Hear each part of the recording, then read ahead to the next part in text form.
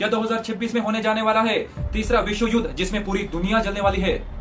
क्योंकि अब तक छोटे छोटे कॉन्फ्लिक्ट हो रहे थे, बट अब यूएसए और रशिया आमने सामने खड़े हैं। 7 जनवरी की रात यूएसए ने रशिया के एक ऑयल शिपर को सीज कर दिया और रशिया के एक मैरिटाइम एसेट को अपने कंट्रोल में ले लिया, जो बात रशिया को बिल्कुल भी पसंद आई। और अब यूएस पे नेवी पर अटैक करने की बात कर रहा है। रशिया कह रहा है कि यूएसए शिप पे काम करने वालों को सही सलामत छोड़ दे, पर यूएसए कह रहा है कि उन लोगों को ट्रायल होगा, जिसके कारण ये बात बढ़ती जा रही है और एक बड़ा रूप ले रही है। यूएसए को अपनी शक्ति का अंदाजा है, इसीलिए वो अपने मन की कर रहा है। वेनेजुला के ऑयल को तो सीज कर दिया है। उनके अकॉर्डिंग वेनेजुला के पास ऑयल तो है, बट उन्हें निकालना नहीं आता। उतनी कैपेबिलिटी टेक्नोलॉजी यूएसए के पास है। यूएसए ही सही मायने में फुल पोटेंशियल तेल निकाल पाते हैं, इसीलिए लॉजिकली वो तेल यूएसए का है। प्लस आप लोगों ने नोटिस नहीं किया होगा, वेनेजुला के पास सबसे ज्यादा ऑयल रिजर्व होने के साथ साथ सबसे ज्यादा बिटकॉइंस भी है किसी भी देश के कंपैरिजन के हिसाब से। जाहिर सी बात है इस पे भी यूएसए की नजर है। उसके बाद अब यूएसए का अगला टारगेट है आइसलैंड। कह तो रहे हैं for security reason, but actual में असल में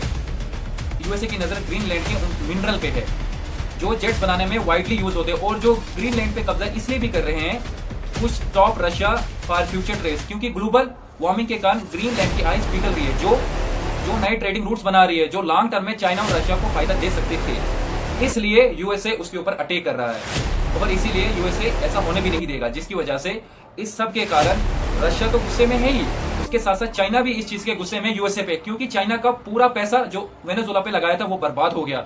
अब वो शायद ताइवान पे अटैक करने का सोच रहा होगा, बट उनको डर तो जरूर लग रहा होगा, क्योंकि ताइवान ने पूरी दुनिया की एक लौती ऐसी कंपनी जो एआई चिप्स बनाती है और उस कंपनी का नाम है टीएसएमसी। तो जाहिर सी बात है ताइवान पर अटैक मतलब एआई इंफ्रास्ट्रक्चर पे अटैक, जो अगेन यूएसए होने नहीं देगा। तो एट द एंड बात सीधी सी है कि हम कितना भी न्यू ऑर्डर की बात कर ले, बट हमें एट द एंड ये बात मानना पड़ेगा कि यूएसए सच में सुपर पावर है।